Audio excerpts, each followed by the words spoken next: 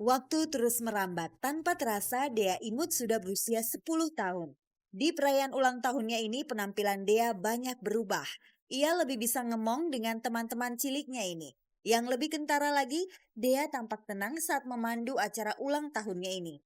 Seharusnya ulang tahun Dea jatuh tanggal 29 Februari. Namun karena tanggal tersebut datangnya 4 tahun sekali, Dea memilih merayakan hari jadinya tiap 1 Maret.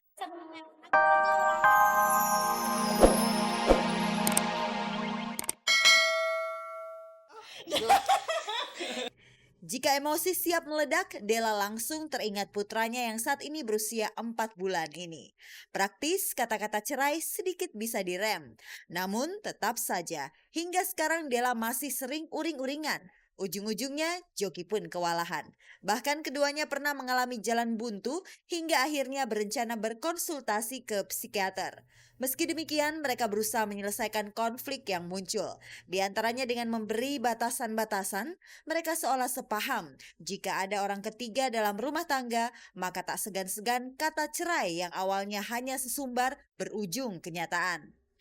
Kalau dulu kan prinsipnya apa aja yang bikin saya kesel, saya pengen bercerai gitu kan. Tapi kalau sekarang prinsipnya mungkin kalau berhubungan dengan harga diri, tapi harga diri kan itu kan luas kan ya, segmennya luas gitu.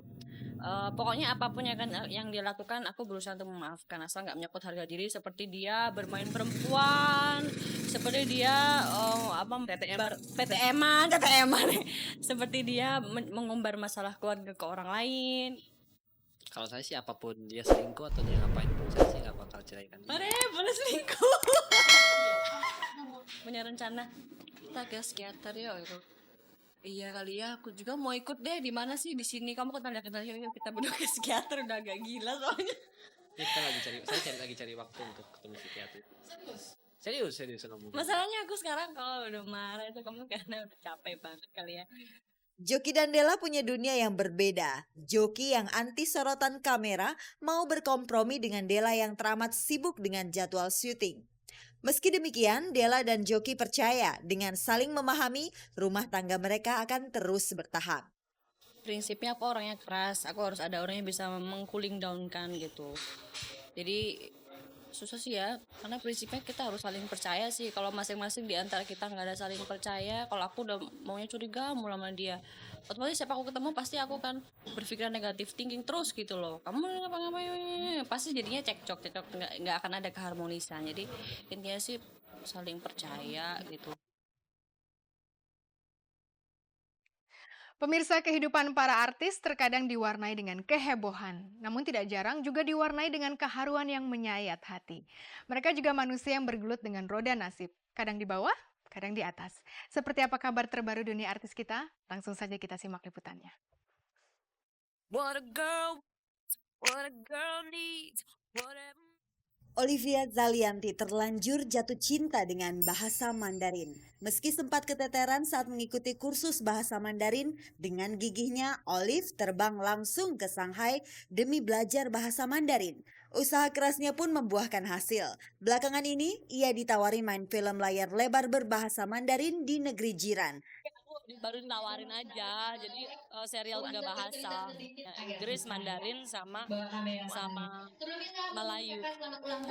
Jadi dia choose one actress dari Indonesia, Malaysia, sama Filipina atau Singapura. Cuma aku ke Shanghai, yang 4 bulan. Tahun lalu aku belajar sebulan di sana, Senin sampai Jumat sekolah, Sabtu Minggu jalan-jalan di sana. Nah dari situ Mandarin aku improve banget. Nah tapi kalau untuk persiapan, kalau misalnya mau main film atau apa, aku harus ada persiapan khusus lagi. Siapa sangka Olive ini berdarah campuran Cina-Jawa. Saking gandrungnya dengan budaya oriental, sampai-sampai Olive mendambakan jodoh yang berdarah Cina pula. Aku suka mix. Aku suka banget sama orang yang ada mix Chinese.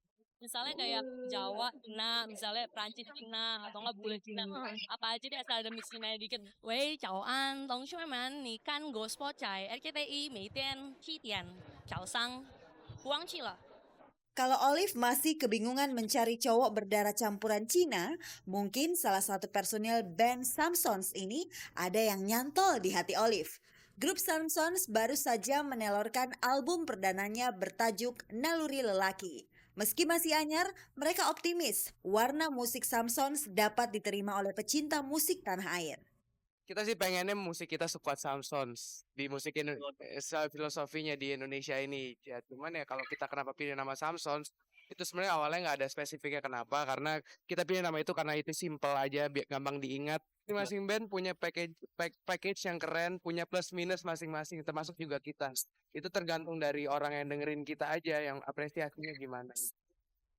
Sejak awal terbentuk, Samson sudah mengusung lagu ciptaan sendiri. Dengan modal percaya diri inilah, mereka terus membangun kekompakan di antara personil. Rekaman kita dulu janjian kita pokoknya kalau ada yang tidur dikerjain, ditindih biar nggak ada yang tidur, biar kawan dong, masa tidur semua atau Tulis untukku adalah yang terbaik untukmu, kan ku jadikan kau kenangan yang terindah dalam hidupku. Namun bukan mudah bagiku meninggalkan jejak hidupku yang telah terukir abadi sebagai kenangan yang terindah.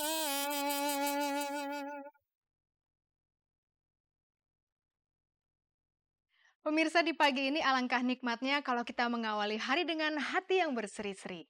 Sambil menikmati secangkir teh hangat atau malah sembari disibukkan rutinitas akhir pekan, alangkah baiknya Anda menyimak info terbaru dari dunia selebritas. Apa saja berita terhangat hari ini? Saksikan saja liputannya.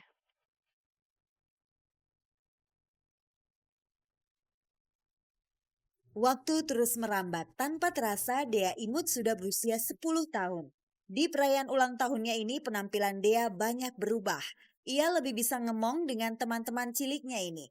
Yang lebih kentara lagi, Dea tampak tenang saat memandu acara ulang tahunnya ini. Seharusnya ulang tahun Dea jatuh tanggal 29 Februari. Namun karena tanggal tersebut datangnya 4 tahun sekali, Dea memilih merayakan hari jadinya tiap 1 Maret. Sebelumnya itu ulang tahun tanggal 29 Februari, tapi sekarang dirayainnya 4 Maret karena hari Sabtu, hari libur, jadi bisa pada datang semua. Hadiahnya itu baju sama ulang tahun ini, sama acara ulang tahun ini. Ada banget, berarti banget bagi Dea karena ulang tahun Dea itu di rumah baru ini, jadi dia merasa kalau ulang tahun ini paling spesial bagi Dea, itu aja. Meski Dea masih kanak-kanak, kiprahnya di dunia hiburan boleh dibilang laris manis. Di sisi lain, Dea tak ingin masa kanak-kanaknya terkuras habis di lokasi syuting. Dan lagi, Dea tak ingin sekolahnya terbengkalai. Dia harus sekolah. Itu bimbingan saya. Satu, dia sekolah, harus belajar. Karena dunia entertain tidak menjanjikan apa-apa. Ya, jadi saya tanamkan Dea itu yang penting sekolah. Kalau untuk dia memang nyanyi, entah presenter, entah dia pemain sinetron, entah dia nanti jadi apa, saya tidak mengarahkan satu. Terserah nanti dia mau jadinya apa. Dea cukup beruntung bisa menemukan bakatnya sedini mungkin. Susah-susah gampang menggali bakat. Ada yang harus diarahkan, namun banyak juga yang didapat dari keturunan. Anak-anak Marissa Haque, Soraya Haque, dan Syahnas Haque sudah menampakkan bakat seni mereka. Kebanyakan memang di bidang musik. Marissa Haque, Soraya Haque, dan Syahnas Haque sama-sama punya suami musisi. Kalau dipikir-pikir, mengapa mereka bisa satu selera ya? Jangan-jangan ketiganya sejak awal sudah sepakat berjodoh dengan seorang musisi.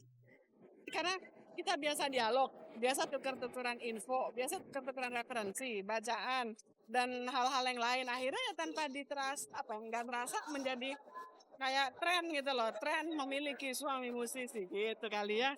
Kalau Cuman begini kali ya, kalau ditanya kok suaminya sama, memang selera berpacarannya sama begitu ya. Satu perkataan adalah semua jodoh lahir rahasia ilahi. ini Bella nyanyi, Kiki udah main gitar, anak-anak Soraya piano semua, anaknya Nasti udah main drum.